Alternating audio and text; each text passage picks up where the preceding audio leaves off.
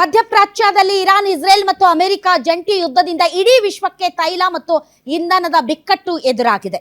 ಇದರಿಂದ ಪರಿಸ್ಥಿತಿಯನ್ನು ನಿಭಾಯಿಸೋದಕ್ಕೆ ಕುರಿತಂತೆ ಕೇಂದ್ರ ಸರ್ಕಾರ ಅಂತೂ ಇಂತೂ ಕೊನೆಗೆ ಸರ್ವಪಕ್ಷಗಳ ಸಭೆ ನಡೆಸಿದೆ. ರಕ್ಷಣಾ ಸಚಿವ ರಾಜನಾಥ್ ಸಿಂಗ್ ಅವರ ಅಧ್ಯಕ್ಷತೆಯಲ್ಲಿ ನಡೆದ ಸಭೆಯಲ್ಲಿ ಸುಮಾರು 1 ಗಂಟೆ 45 ನಿಮಿಷಗಳ ಕಾಲ ಚರ್ಚೆ ನಡೆಸಲಾಗಿದೆ.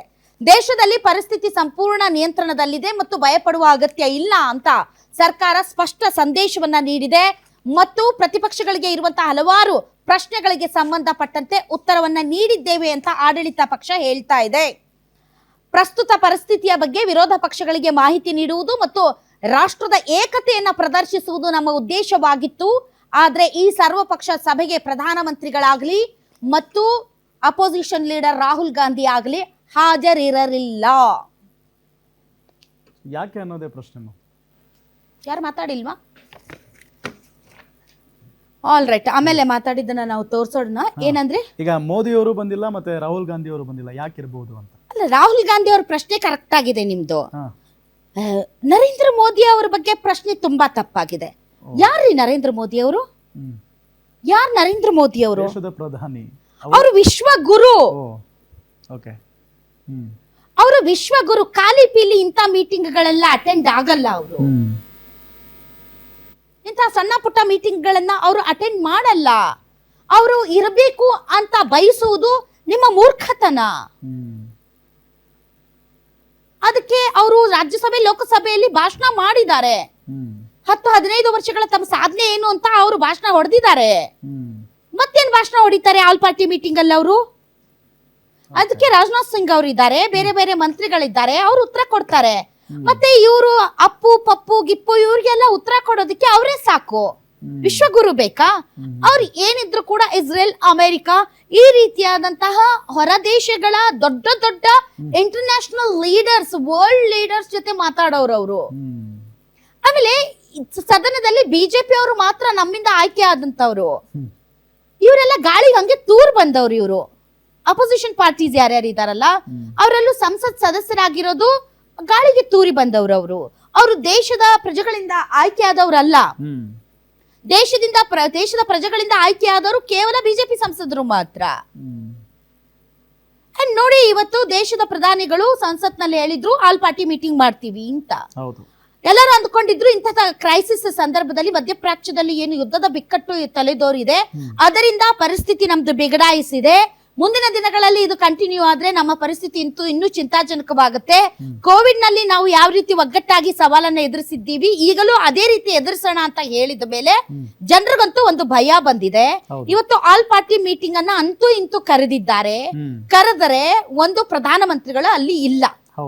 ಬಹಳ ಜನ ಹೇಳ್ಬೋದು ಯಾವ್ದಕ್ ಬರ್ಬೇಕು ಪ್ರಧಾನಮಂತ್ರಿಗಳು ಇಂತ ಸಣ್ಣ ಪುಟ್ಟ ಮೀಟಿಂಗ್ ಎಲ್ಲ ಬರಲ್ಲ ಅಂತ ಹೇಳ್ಬೋದು. ಬಟ್ ದೇಶದ ಜನ ಬಯಸ್ತಾ ಇದ್ರು ಇವತ್ತು ಪ್ರಧಾನಮಂತ್ರಿಗಳು ಎಲ್ಲರನ್ನು ಟೀಮ್ ಇಂಡಿಯಾ ತರ ನಾವು ಕೆಲಸ ಮಾಡ್ಬೇಕು ಅಂದ್ಮೇಲೆ ಆಲ್ ಪಾರ್ಟಿಯ ಎಲ್ಲ ಲೀಡರ್ಸ್ ಇರ್ತಾರೆ, ಇವರು ಇರ್ತಾರೆ. ಒಂದು ಏಕತೆಯನ್ನ ನಾವು ಪ್ರದರ್ಶನ ಮಾಡ್ತೀವಿ. ಇಡೀ ಪ್ರಪಂಚ ನಮ್ಮನ್ನ ನೋಡ್ತಾ ಇದೆ. ಭಾರತದ ಹೆಜ್ಜೆ ಏನಾಗಿರಲಿದೆ, ಭಾರತದ ಇದು ರಾಜತಾಂತ್ರಿಕ ವ್ಯವಸ್ಥೆಯ ನೀತಿ ನಿಲುವುಗಳು ಏನಾಗಲಿದೆ. ಯಾಕೆ ಅಂತಂದ್ರೆ ಸಂಸತ್ ಅನ್ನೋದು ಕೇವಲ ಆಡಳಿತ ಪಕ್ಷದಿಂದ ಮಾತ್ರ ಅಲ್ಲ, ವಿರೋಧ ಪಕ್ಷವೂ ಕೂಡ ತುಂಬಾ ಇಂಪಾರ್ಟೆಂಟ್. ಎಲ್ಲರನ್ನು ವಿಶ್ವಾಸಕ್ಕೆ ತೆಗೆದುಕೊಂಡಾಗ್ಲೇ ಮಾತ್ರ ಟೀಮ್ ಇಂಡಿಯಾ ಆಗದೆ ಹೊರತು ನಾನ್ ಟೀಮ್ ಕ್ಯಾಪ್ಟನ್, ನಾನ್ ಬಂದ್ರೆ ಬರ್ತೀನಿ ಬಿಟ್ರೆ ಬಿಡ್ತೀನಿ ಅಂದ್ರೆ ಆಗಲ್ಲ. ಆದ್ರೆ ಈ ಹಿಂದೆ ಎಲ್ಲಾ ಪ್ರಧಾನಮಂತ್ರಿಗಳು ಕೂಡ ಆಲ್ ಪಾರ್ಟಿ ಮೀಟಿಂಗ್ ಗಳಲ್ಲಿ ಭಾಗವಹಿಸಿದ್ದಾರೆ. ವರ್ಷಕ್ಕೆ ಅಟ್ಲೀಸ್ಟ್ 3 ಆಲ್ ಪಾರ್ಟಿ ಮೀಟಿಂಗ್ ಆದ್ರೂ ಮಾಡ್ತಿದ್ರು. ವಾಜಪೇಯಿ ಅವರನ್ನ ಒಳಗೊಂಡಂತೆ ಎಲ್ಲ, ನಾನು ಹೇಳ್ತಾ ಇರೋದು ನಾಟ್ ಓನ್ಲಿ ಕಾಂಗ್ರೆಸ್ ಪಕ್ಷದಿಂದ ಬಂದಂತ ಪ್ರಧಾನಮಂತ್ರಿಗಳಾಗಲ್ಲ ಅಲ್ಲ. ದೇಹದಲ್ಲಿ ಬ್ಯಾಡ್ ಕೊಲೆಸ್ಟ್ರಾಲ್ ಜಾಸ್ತಿ ಆದಾಗ ಹಾರ್ಟ್ ಅಟ್ಯಾಕ್ ಆಗೋ ಚಾನ್ಸಸ್ ಜಾಸ್ತಿ. ಇತ್ತೀಚೆಗಂತೂ ಸಿಕ್ಕಾಪಟ್ಟೆ ನ್ಯೂಸ್ನ ಕೇಳ್ತಾನೆ ಇದ್ದೀವಿ. ಸೊ ಬ್ಯಾಡ್ ಕೊಲೆಸ್ಟ್ರಾಲ್ನ ಕಮ್ಮಿ ಮಾಡೋದಕ್ಕೆ ಉತ್ತಮವಾದ ಆಹಾರ ತುಂಬ ಇಂಪಾರ್ಟೆಂಟು. ಜೀನಿ ಸ್ಲಿಮ್ ಯೂಸ್ ಮಾಡಿ. ಕರೆಕ್ಟ್, ಜೀನಿ ಸ್ಲಿಮ್ನಲ್ಲಿರುವಂತಹ ಎಷ್ಟೋ ಆಹಾರ ಧಾನ್ಯಗಳು ಕೊಲೆಸ್ಟ್ರಾಲ್ ಲೆವೆಲ್ನ ಕಮ್ಮಿ ಮಾಡೋದಕ್ಕೆ ಹೆಲ್ಪ್ಫುಲ್ ಆಗುತ್ತೆ. ಸೊ ಹೆಲ್ದಿ ಆಗಿರಿ, ಜೀನಿ ಸ್ಲಿಮ್ನ ಯೂಸ್ ಮಾಡಿ. ಎಲ್ಲರೂ ವರ್ಷಕ್ಕೆ 3 ಆಲ್ ಪಾರ್ಟಿ ಮೀಟಿಂಗ್ ಮಾಡ್ತಿದ್ರು.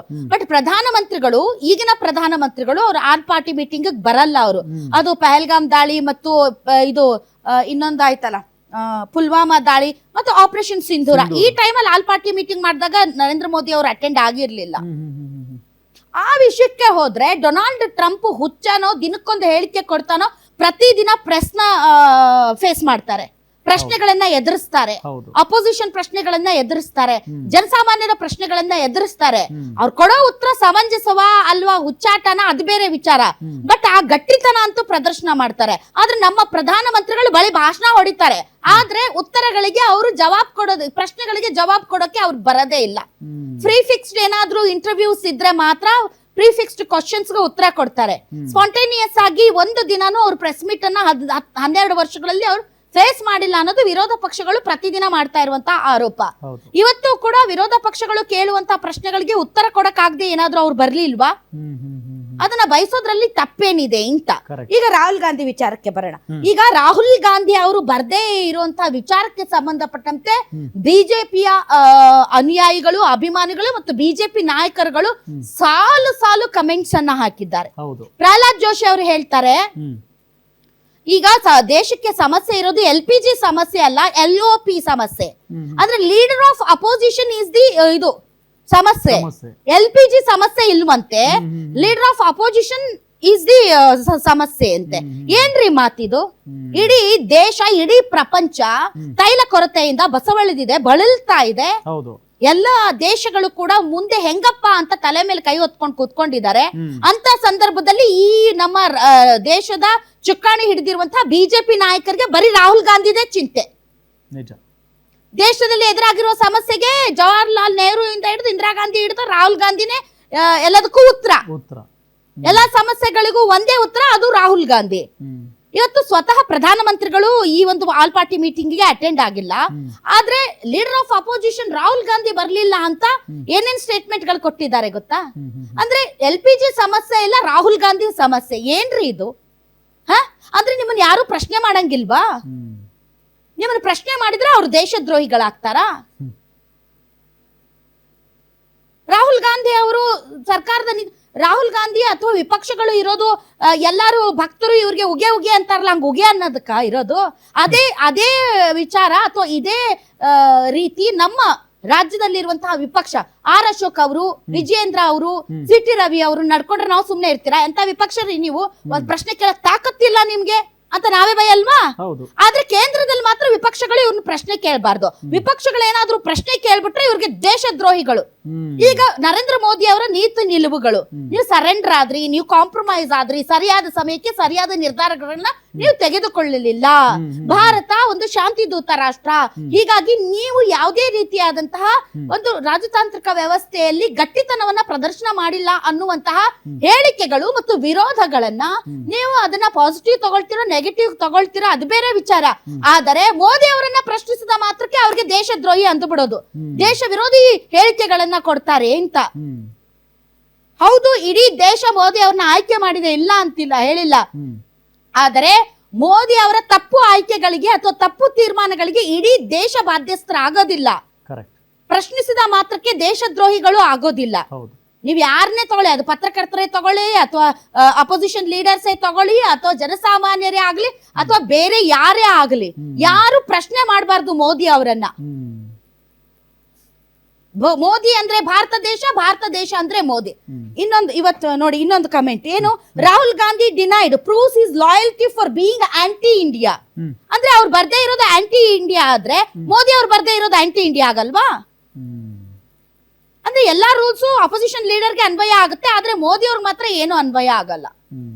ಅವರು ಭಾಷಣ ಹೊಡೆದು ಹೋಗ್ಬಿಟ್ರೆ ಮುಗಿದೋಯ್ತು. ಈ ಕ್ರೈಸಿಸ್ ಆರಂಭ ಆಗಿ 23 ದಿನಗಳಾದ್ಮೇಲೆ ಅದ್ರ ಬಗ್ಗೆ ನರೇಂದ್ರ ಮೋದಿ ಅವರು ಬಾಯ್ಬಿಟ್ಟು ಮಾತಾಡ್ತಾರೆ.